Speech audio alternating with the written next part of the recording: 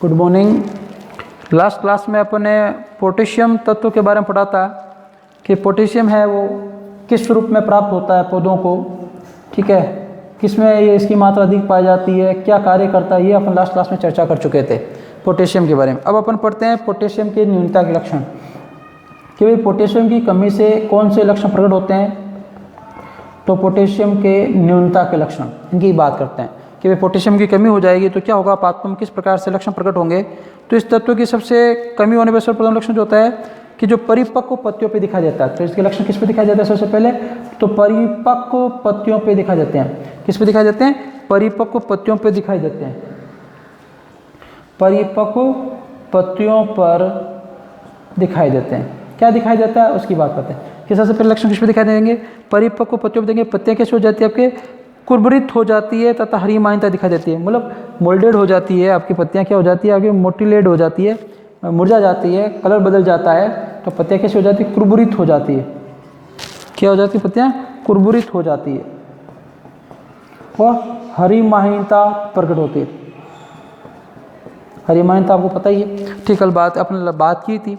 और तने की वृद्धि रुक जाती है, पौधा क्या हो जाता है, आपके झाड़ू जैसा हो जाता है, सुपाप हो जाता है, ठीक है, कि भाई तने की क्या हो जाती है, वृद्धि रुक जाती है, तने की वृद्धि रुक जाती है और पौधा कैसा हो जाता है, सुपाप, ठीक है, झाड़ू के समान हो जाता है। मतलब झाड़ी होती है ना आपके, ज़्यादा ऐसे फैल जाती, बढ़ती नहीं उस प्रकार से, तो अपन कैसे कहते हैं, झाड़ू के समान। झाड़ू होता है नीचे से टायर ऊपर वैसे तिनखरे बिखरे होते हैं, सुपाप के जैसा हो जाता है। और पौधे की रोग प्रतिरोधक क्षमता कम हो जाती है। क्या हो जाता है कि पौधे में क्या हो जाता है, आपके रोग प्रतिरोधी क्षमता क्या हो जाती है, कम हो जाती है। कहने मतलब जल्दी संक्रमित हो जाता है। पौधे में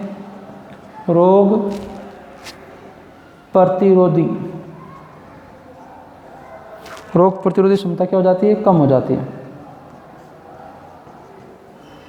कि पौधे में क्या हो जाता है, रोग प्रतिरोधी क्षमता कम हो जाती है। जैसे क्या होता है, मृदा में आपके NPK, ठीक है, मतलब नाइट्रोजन, आपके फास्फोरस और पोटेशियम की क्या हो जाती है, आपके न्यूनता रहती है। और इनकी अधिक उपयोगिता करने से क्या कहा जाता है, क्रांतिक तत्व भी कहते हैं। भाई इनकी न्यूनता हो जाती है। और NPK इनकी क्या होता है, बहुत अधिक उपयोगिता है, ठीक है, अधिक उपयोग होता है इनकी। अधिक क्या है, उपयोगिता है, किनमें, पादपों के अंदर अधिक उपयोगिता है, इसलिए इन्हें क्या कहा जाता है, क्रांतिक तत्व भी कहा जाता है। महत्वपूर्ण पॉइंट है, 1 नंबर का क्वेश्चन बन सकता है। क्रांतिक तत्व किन्हें कहा जाता है, ठीक है, क्रिटिकल एलिमेंट्स किसे कहा जाता है, किन्हें कहा जाता है, आपके NPK को। ध्यान रखेंगे, बहुत महत्वपूर्ण पॉइंट, 1 नंबर का क्वेश्चन बन सकता है। क्यों कहते हैं कि इनकी बहुत ज़्यादा उपयोग किया जाता है पात्रों में, इसलिए कहा जाता है। और मुख्य रूप से क्या है, रासायनिक उर्वरक के रूप में ये काम आते हैं कि रासायनिक जो उर्वरक बनते हैं, केमिकल उर्वरक जो तैयार किए जाते हैं, उनमें के अंदर ये तीनों की मात्रा पाई जाती है। रासायनिक उर्वरक का मुख्य घटक है, इसलिए सबसे ज़्यादा उपयोग होता है, इसलिए इन्हें क्रांतिक तत्व भी कहा जाता है। देखो ये एक तो पॉइंट ये याद रखना है, सुपाप वाला, बाकी तो आपको पता है प्रतिरोधी क्षमता कम हो जाती है, सब में लिख सकते हो, कॉमनली पॉइंट है, ठीक है। अब अगला बात करते हैं 8वें नंबर तत्व की, मैग्नीशियम की बात करते हैं कि अपन कल 7 तत्वों की बात कर चुके थे, ठीक है। लास्ट अपन पोटेशियम में पढ़ा था और उसके लक्षण, न्यूनता से लक्षण बाकी रहे थे क्लास में, ये अपन चर्चा कर ली।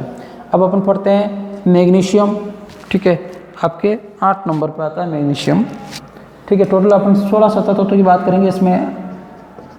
मैग्नीशियम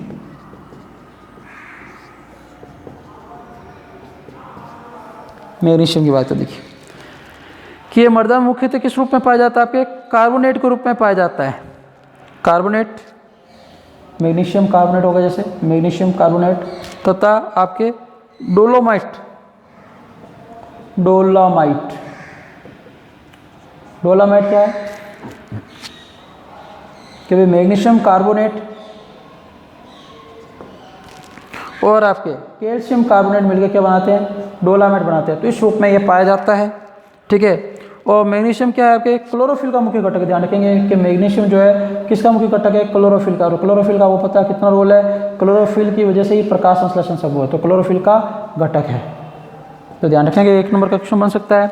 और इसमें क्या है, पत्तियों में हरिमानता को रोकता है कि पत्तियों में ये क्या कार्य करता है कि पत्तियों में जो हरिमानता है उनको रोकने का कार्य करता है। कि पत्तियों में हरिमानता क्यों उत्पन्न होती है, क्लोरोफिल की कमी से। और यदि पत्तियों में मान लीजिए मैग्नीशियम की मात्रा बढ़ गई तो क्लोरोफिल कम, क्यों ऑटोमेटिक क्लोरोफिल बढ़ जाएगा, तो पत्तियों में क्या करता है, हरिमानता रोकने का कार्य करता है। पत्तियों में हरी माइनता को रोकता है या इसकी कमी करता है। इसके बाद बात करें इसकी, तो ये तत्व जो है आपके राइबोसोम की 2 उप इकाइयों को आपस में जोड़ने में मदद करता है। आपको 11 तो पता होगा, अपन पढ़ा था राइबोसोम की 2 उप इकाई होती है, जिस 2 राइबोसोम 70S 80S, ठीक है। 70S आपने पढ़ा होगा 50 + 30 S से बना हो, और 80S होता है 60 + 40 S से बना होता है S, ठीक है। तो ये जो मान लीजिए छोटी उप इकाई और बड़ी उप इकाई, तो इन दोनों उप इकाई को जोड़ने का कार्य किस करता है? मैग्नीशियम आयन करता है, ठीक है। तो ये मैग्नीशियम क्या करता है? राइबोसोम की दोनों उप इकाइयों को जोड़ने का कार्य करता है। जैसे मान लीजिए 30S हो गया या फिर 50S हो गया, टोटल आपके ये 70S हो गया, तो इसको जोड़ने का कार्य किसका होता है? मैग्नीशियम आयन का होता है। मैग्नीशियम आयन की थोड़ी भी मात्रा बढ़ जाती है तो डाइमर बन जाते हैं, ये भी पढ़ चुके हैं अपन 11th क्लास में। और तेलीय बीजों में मैग्नीशियम की मात्रा अधिक होती है, कि जिन बीजों के अंदर तेल की मात्रा पाई जाती है उनके अंदर क्या होता है? मैग्नीशियम की मात्रा अधिक पाई जाती है। तो तेलीय बीजों में, जिनसे तेल निकलता है, तेलीय बीजों में मैग्नीशियम की क्या है आपके सांद्रता है वो अधिक पाई जाती है, अपन ऐसे कह सकते हैं मैग्नीशियम अधिक मात्रा में पाया जाता है। तो मैग्नीशियम की अधिक मात्रा में ये पाया जाता है, मैग्नीशियम अधिक मात्रा में पाया जाता है। इसके अलावा बात करें कि ये तत्व जो है कि बीजों में जो तेल निर्माण में भी उपयोगी है, कि इन बीजों में क्या है? तेल निर्माण जो होता है उनमें भी ये उपयोगी है। इसके अलावा ये न्यूक्लिक अम्ल है, जैसे DNA RNA के संश्लेषण से संबंधित कुछ एंजाइमों को सक्रिय रूप में मैग्नीशियम प्रयुक्त होता है, कि भाई DNA व RNA के न्यूक्लिक अम्ल DNA व RNA साथ में लिख दें कि DNA व RNA को कि इनके संश्लेषण के लिए DNA और RNA के जो निर्माण करते हैं, ठीक है, एंजाइम, उन एंजाइम को सक्रिय करने का कार्य भी किसके द्वारा किया जाता है? आपके मैग्नीशियम के द्वारा किया जाता है। एंजाइम सक्रिय के रूप में क्या कार्य करता है? ये मैग्नीशियम कार्य करता है, ध्यान रखेंगे आप। ये मैग्नीशियम DNA व RNA के संश्लेषण होता है, DNA व RNA का निर्माण जब होता है तो कुछ एंजाइम भाग लेते हैं, तो उन एंजाइम को सक्रिय करने का भी, सक्रिय करके जल्दी कार्य करवाने के लिए किसका उपयोग किया जाता है? ये मैग्नीशियम कार्य करता है। वापस सुन लीजिए, मैग्नीशियम जो है वो आपके मैग्नीशियम कार्बोनेट, डोलोमाइट वाला मैग्नीशियम कार्बोनेट और कैल्शियम कार्बोनेट से मिलकर बना होता है। ये क्लोरोफिल का मुख्य घटक होता है, पत्तियों में हरी माइनता को रोकता है। इसके अलावा आपके राइबोसोम की 2 उप इकाइयों को जोड़ने का कार्य इसी के द्वारा किया जाता है। तेलीय बीजों के अंदर मैग्नीशियम की मात्रा अधिक पाई जाती है, ऐसे कह सकते हैं तेलीय बीजों तेल बनने की जो क्रिया है वो मैग्नीशियम के द्वारा ही संभव है। और DNA RNA के संश्लेषण या DNA RNA के निर्माण में भी मैग्नीशियम आयन जो है वो जो एंजाइम कार्य करते हैं DNA RNA के निर्माण, उनको सक्रिय करने का कार्य भी कौन करता है? मैग्नीशियम करता है। अब मैग्नीशियम की कमी से क्या लक्षण प्रकट होते हैं उनकी बात करेंगे, कि भाई मैग्नीशियम की कमी हो गई तो कौन कौन से लक्षण होंगे, ठीक है, उनकी बात करते हैं। देखिए आप,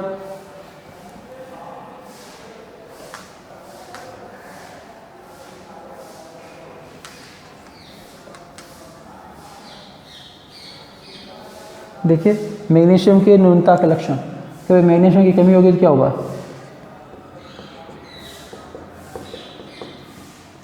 न्यूनता के लक्षण क्या है, क्या कमी हो जाती है, किसकी बात करते हैं? देखिए कि पत्तियों में क्या होता है? अंतरशीरीय हरी माइनता विकसित हो जाती है, कि पत्तियों में जो शिराएं होती है उनके अंदर क्या हो जाती है? आपके पत्तियों में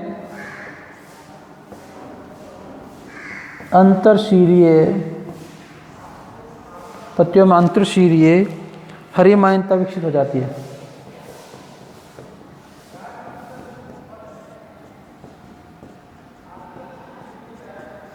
ठीक है, अंतःशिरा जैसे पत्ती है तो ये जो शिरा है ये ऐसे से, ये मध्य शिरा होगी, ठीक है, ये शिरा है, तो ये क्या हो जाती है? पीली पड़ने लग जाती है। और इसमें क्या एंथोसायनिन वर्णक बनने के कारण पत्तियों पर क्या होता है? लाल पीले व नारंगी धब्बे दिखाई देते हैं। कि में क्या होता है? इसकी कमी से पत्तियों में क्या बनता है? एंथोसायनिन, तो एंथोसायनिन बन जाता है। और एंथोसायनिन के बनने से क्या होता है? कि एंथोसायनिन वर्णक बनता है, और इससे क्या होता है आपके कि पत्तियों में क्या होते हैं? पर्णों पर देखो, पत्तियों पर लाल, पीले व नारंगी धब्बे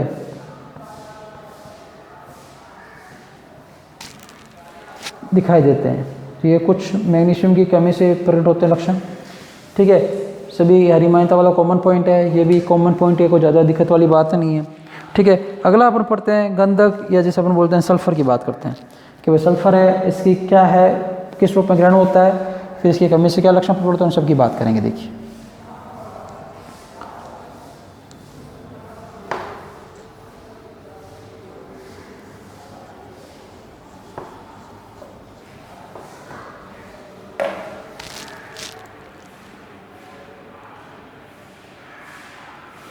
गंधक या सल्फर की बात करते हैं, ये आपके 9 नंबर पे इसलिए लिख रहा हूँ ताकि अपन को पता है अपन कितने तत्व पढ़ लिया।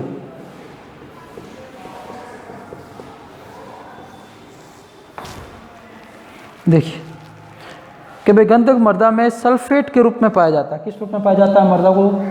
मृदा में सल्फेट SO4-2 इस रूप में क्या है पाया जाता है। इसके अतिरिक्त वातावरण में उपस्थित जो आपके सल्फर डाइऑक्साइड है ये पौधों के लिए सल्फर के स्रोत के रूप में उपलब्ध होती है। इसके लिए वातावरण में क्या होती है? सल्फर डाइऑक्साइड जो है ये पौधों को प्राप्त होती है, सल्फर का स्रोत है, सल्फर का स्रोत है। ठीक है, मृदा इस रूप में, वातावरण इस रूप से प्राप्त होता है। ध्यान रखेंगे जिस प्रकार का क्वेश्चन पढ़ते हैं उस हिसाब से जवाब देना है। कि ब्रेसिक एसिड कुल में तीखी गंध जो है वो सल्फर युक्त वाष्पशील पदार्थों के कारण होती है। कि ब्रेसिक एसिड कुल जो है, ब्रेसिक एसिड कुल जो है इस कुल में जो तीखी गंध का कारण है, तीखी गंध का कारण वह क्या है? आपके सल्फर युक्त पदार्थों की वजह, सल्फर युक्त वाष्पशील जो वाष्प में बदल जाते हैं, वाष्पशील आपके पदार्थों की वजह से होता है। कि ब्रेसिक एसिड कुल जो आपके सरसों हैं, ठीक है, मूली है, ठीक है, राई है, पत्ता गोभी, फूल गोभी, ये सभी ब्रेसिक एसिड कुल या क्रूसिफेरी कुल के अंदर ही आते हैं। तो सरसों में तीखा गंध का कारण क्या है? आपके सल्फर ही माना जाता है। इसके अलावा बात करते हैं आपके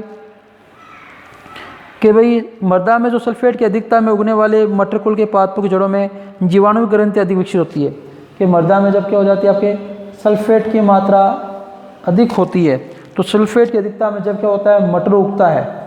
ठीक है, मटर उगता है तो मटर कुल या अपन लेग्यूमिनेशियस कुल कह सकते हैं, तो मटर कुल लिख देते हैं कि मटर के कुल से संबंधित जितने भी पादप उगते हैं तो उनमें के अंदर जड़ों में क्या होती है? आपके जीवाणुविक, क्या बनती है? आपके जीवाणुविक जो आपके ग्रंथियां हैं, ठीक है, कि वे जीवाणुविक ग्रंथियां,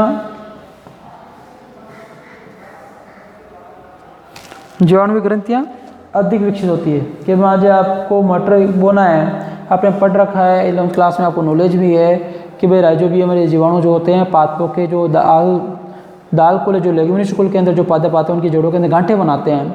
ठीक है, नूडल्स बनाते हैं। अपने पूरे सिलेबस में वो ग्रंथि कैसे बनती है, क्या संरचना होती है, अपन पूरा पढ़ें कि किस प्रोटीन की वजह से होती है, क्या कौन सा तत्व, पूरा प्रोसेस है अपने, तो उसमें पढ़ेंगे अपन कि भाई गांठें क्यों बनती है। तो ये गांठें बनाने के लिए जरूरी है कि भाई मान लीजिए मृदा में सल्फर की मात्रा अधिक है, सल्फेट के रूप में, वहाँ अपने मटर को लिए दाल बो दी है, मटर है, चना है, ये बो दिया, तो इनकी जड़ों में ग्रंथियाँ ज़्यादा बनेगी, ये नाइट्रोजन ज़्यादा अवशोषण करेंगे और जल्दी विकसित होंगे। और प्रोटीन संश्लेषण के लिए आवश्यक अमीनो अम्लों के संश्लेषण में सल्फर योगदान देता है। कि भाई प्रोटीन संश्लेषण, कि प्रोटीन के निर्माण में आपको पता है अमीनो अम्ल भाग लेते हैं। तो प्रोटीन संश्लेषण में जो अमीनो अम्ल है, कि भाई प्रोटीन संश्लेषण में जो अमीनो अम्ल पाए जाते हैं, तो अमीनो अम्लों के संश्लेषण में, अमीनो अम्लों के संश्लेषण में सल्फर बहुत ही ज़्यादा सहायक है, या अपन कह सकते हैं सल्फर बहुत ज़्यादा उपयोगी है। और विटामिन बी व को एंजाइम में उपस्थित होता है। और किस में पाया जाता है? विटामिन बी में तथा को एंजाइम के अंदर ये आपके पाया जाता है या उपस्थित होता है। अब इसके न्यूनता के लक्षण, कि भाई इसकी कमी से क्या लक्षण प्रकट हो जाते हैं उनकी बात करते हैं। देखिए महत्वपूर्ण पॉइंट तो एक तो ये हो गया, एक ये हो गया, 2 पॉइंट महत्वपूर्ण। आपको ये तो कॉमन सब में याद रखना ही रखने हैं, किस रूप में ग्रहण होते हैं, मृदा में है तो मृदा में, वातावरण में तो वातावरण में, बाकी सब कॉमन पॉइंट्स हैं। अब देखिए आप बात करते हैं कि भाई पहला हरिमाहिनता उत्पन्न जाती है। अब आपको कितने बार पढ़ लिया, हरिमाहिनता वाले तो ज़्यादा महत्वपूर्ण, सभी में आप कॉमनली लिख सकते हैं। हरिमाहिनता दिखाई देती है इसकी कमी से, सभी में दिखाई देती है। मैंने आपको कहा था कुछ पॉइंट ऐसे हैं जो कॉमन आएंगे तो आप सब में लिख सकते हैं। फिर बात है कि पौधों में सल्फर युक्त अमीनो अम्लों की कमी हो जाती है, तो ये एक अलग पॉइंट है इसका, सल्फर युक्त अमीनो अम्लों की कमी हो जाती है।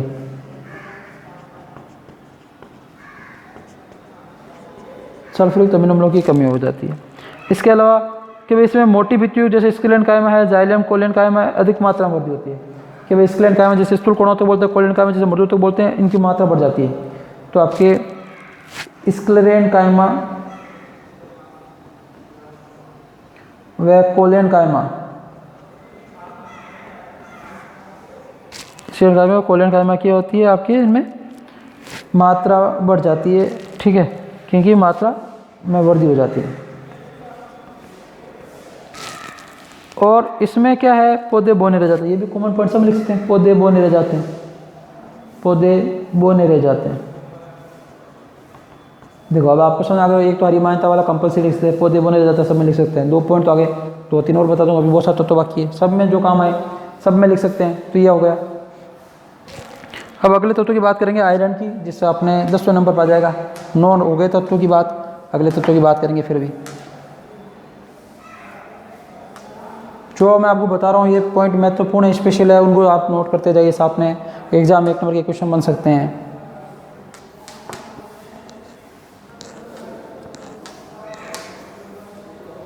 तो 10 नंबर पे आपके आयरन।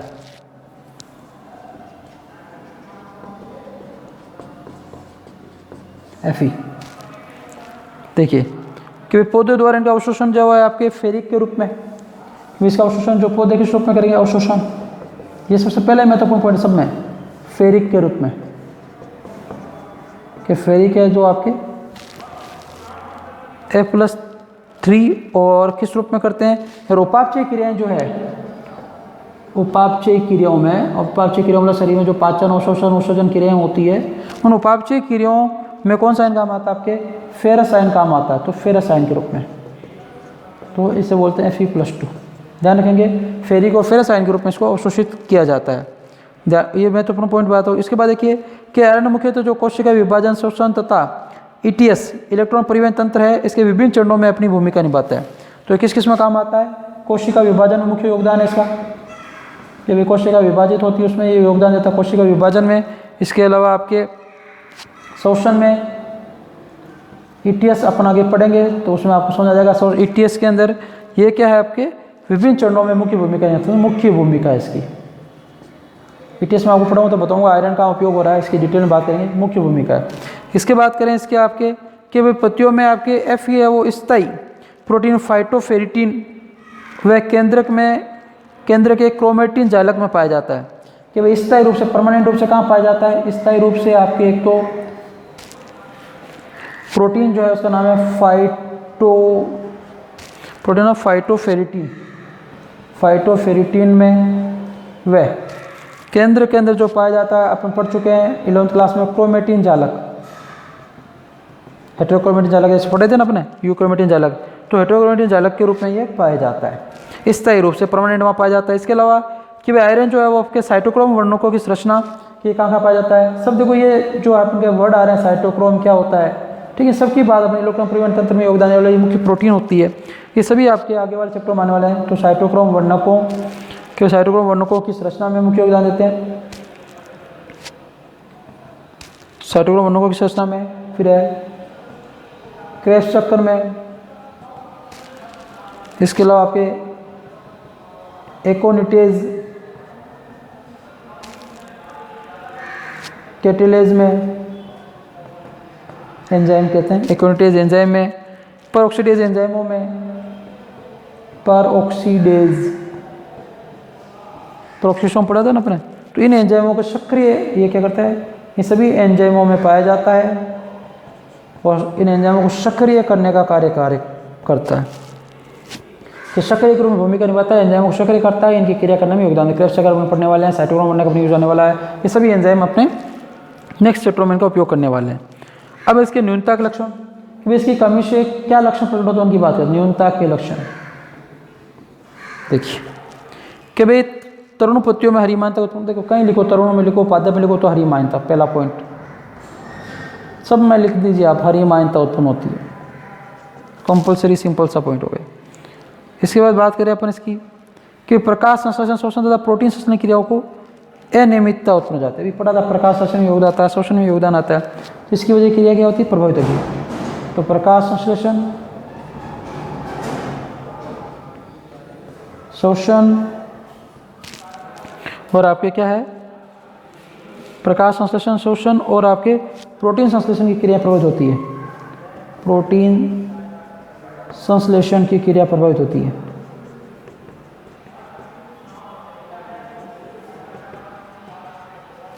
जो प्रोटीन संश्लेषण की क्रिया होती है प्रभावित होती है। इसके अलावा आप कोशिकाओं की विभाज्य क्रिया रुक जाती है, क्योंकि कोशिकाओं में विभाजन की क्रिया रुक जाती है, तो कोशिका विभाजन रुक जाता है, कोशिका विभाजन रुक जाता है। ये डिफरेंट पॉइंट है, ये इसके 2 डिफरेंट पॉइंट है, ये आपको याद करने। और पौधे की वृद्धि मंद हो जाती है, पौधा बौना रह जाता है, एक ही बात है, पौधे की वृद्धि मंद हो जाती है। ये हो गए सभी महत्वपूर्ण पॉइंट इसके, कि भाई इसके द्वारा कौन कौन से कार्य किए जाते हैं, किस प्रकार से उपयोगी है। सभी अपन 2 डिफरेंट पॉइंट है, बाकी 2 ये दोनों कॉमन पॉइंट है, दोनों ये आपको याद करने हैं। सभी में 2 डिफरेंट पॉइंट याद करने हैं, किस रूप में अवशिष्ट होता है ये याद करना, बाकी ये बीच वाली पॉइंट्स आपको याद है तो ठीक है, इनसे क्वेश्चन कम ही बनते हैं, एक बार पढ़ लीजिएगा आप अच्छे से, ठीक है। अब अगला आता है आपके 11 नंबर पे मैग्नीज की बात करते हैं कि मैग्नीज क्या है, इसकी क्या उपयोगिता है, ठीक है, किस प्रकार से ये इसको ग्रहण किया जाता है, किस रूप में किया जाता है, ये किसका मुख्य घटक है, क्या कार्य करते हैं, सब की बात करने वाले।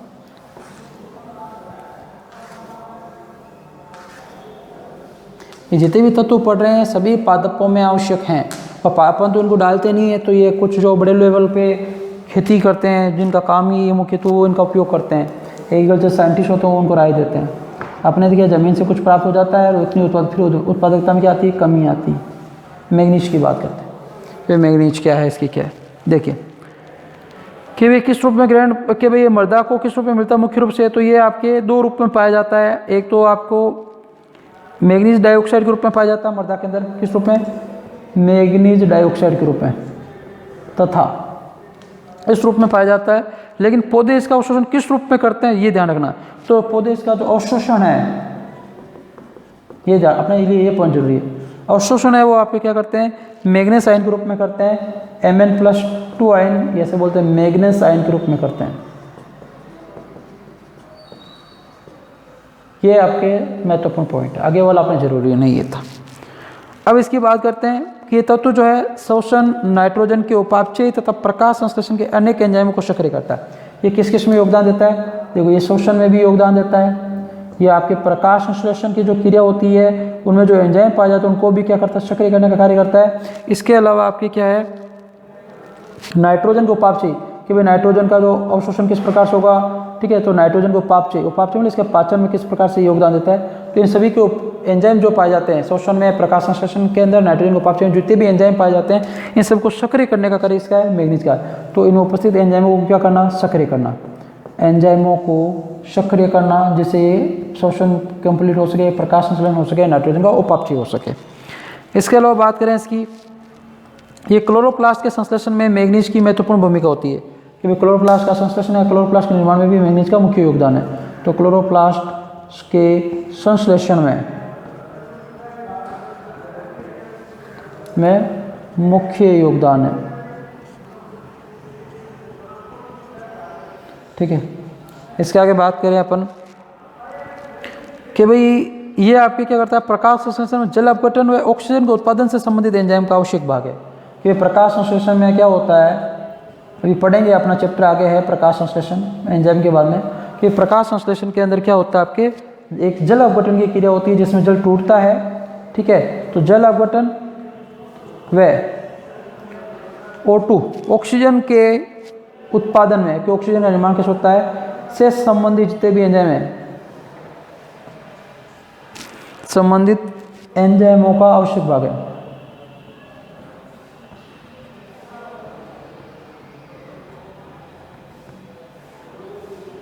एंजाइमों को क्या है, आवश्यक भाग है, मुख्य भाग है। अब आगे बात करते हैं न्यूनता के लक्षण। तो इसकी कमी से क्या लक्षण प्रकट होते हैं उनकी देखिए, कि पौधों की जो आपके युवा और परिपक्व पत्तियों में हरिमानता, सिंपल सा पॉइंट है, सभी में हरिमानता, ठीक है, हरिमानता आशय तरह हरिमानता उत्पन्न हो जाती है, तो भी ठीक है, आप स्टैंडर्ड लिखना चाहते हैं, पौधे की युवा, तरुण, परिपक्व दोनों पत्तियों में हरिमानता उत्पन्न हो जाती है, हरिमानता उत्पन्न होती है।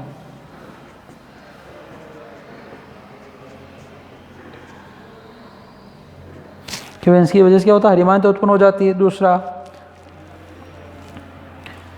ये इसमें क्या, जड़ का सीमित विकास होता है, ये अलग पॉइंट है कि जड़ का सीमित विकास होता है, जड़ ज़्यादा गहराई में नहीं बढ़ती है, सीमित विकास, ये थोड़ा डिफरेंट पॉइंट आया है, इसलिए थोड़ा ध्यान रखें, डिफरेंट पॉइंट का थोड़ा ध्यान रखेंगे जो इसी की विशेष भूमिका है।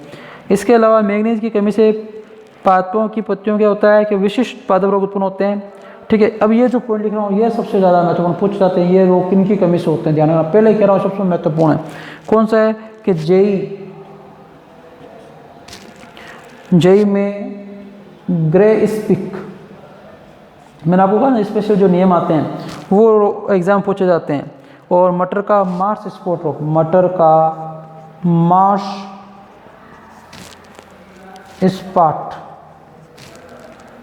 ये दोनों एग्जाम में क्या पूछा जाएगा, जे का गैस पे ग्रो किस तत्व की कमी से होता है, मटर का मार्स स्पॉट रॉक किस तत्व की कमी की वजह से होता है, मैग्नीज। ये एग्जाम में अभी तक तो जो पढ़े उनमें सबसे मोस्ट कहते हैं, दी मोस्ट कहते हैं, वो वाली चीज़ है ये। एग्जाम में यहाँ से क्वेश्चन बनते हैं, ठीक है। ये नाम वाले जो स्पेशल नाम के आते हैं इनमें से क्वेश्चन ज़्यादा पूछे जाते हैं और अपन यही क्या हो जाते हैं, कन्फ्यूज हो जाते हैं या गलती कर लेते हैं। तो इस चीज़ों का आपको ध्यान रखना है, ठीक है। और अगला तत्व पढ़ते हैं आज के लिए, ठीक है, बोरॉन। बाकी जो तत्व रहेगा वो नेक्स्ट क्लास में पढ़ेंगे। लास्ट तत्व है आज का बोरॉन। वही सबसे पहले मृदा में किस रूप में पाया जाता है, पादप किस रूप में अवशोषण करते हैं, इसकी बात करेंगे।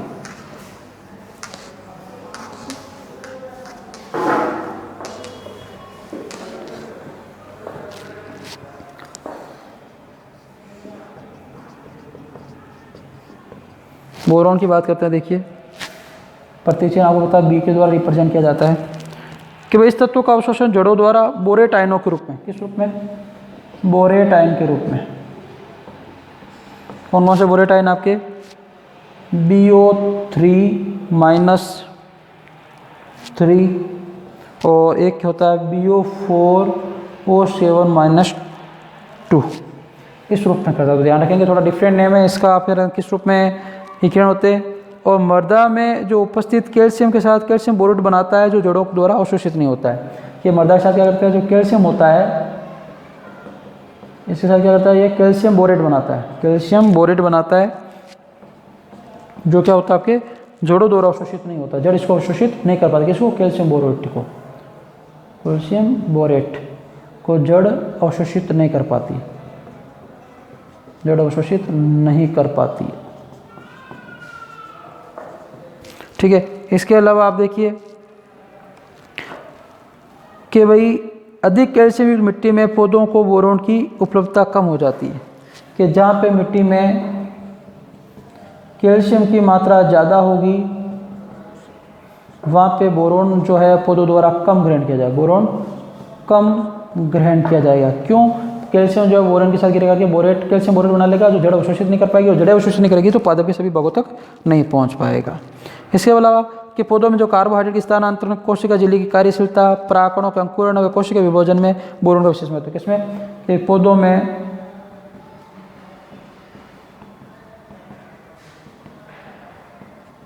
कार्बोहाइड्रेट अवशोषण, इसके अलावा आपके अवशोषण स्थानांतरण के अवशोषण में और स्थानांतरण में, इसके अलावा कोशिका झिल्ली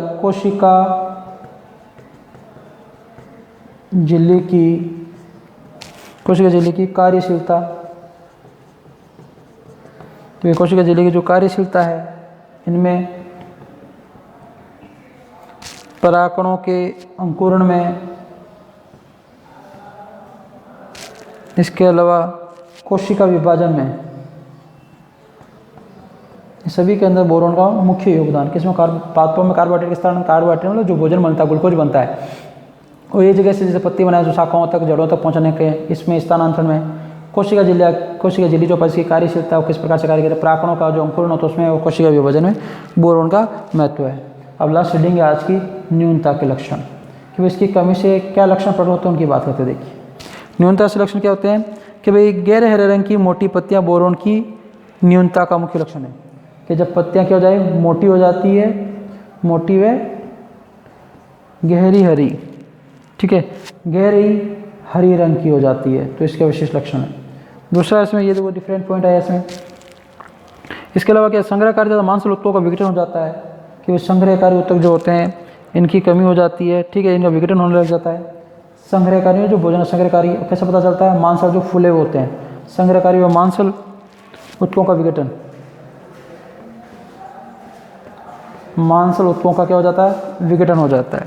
और इसके अलावा लास्ट है इसका लक्षण, कि इससे क्या होता है, पुष्पों की संख्या में कमी या पुष्प प्राय क्या होते हैं, बंद हो जाते हैं, कि इनकी कमी हो जाती है, पुष्प क्या हो जाएंगे, पुष्पों की कमी होगी, या पुष्प क्या होंगे, बंदी होंगे, निषेचन नहीं कर पाएंगे, जनन नहीं कर पाएंगे, बंदी होंगे। तो ये तीनों पॉइंट डिफरेंट पॉइंट है, तीनों अपने याद करने पड़ेंगे जो सबसे अलग है, किसी में अभी तक नहीं आए। आज के लिए इतना ही, बाकी जो अपन नेक्स्ट क्लास में पढ़ेंगे। Thank you.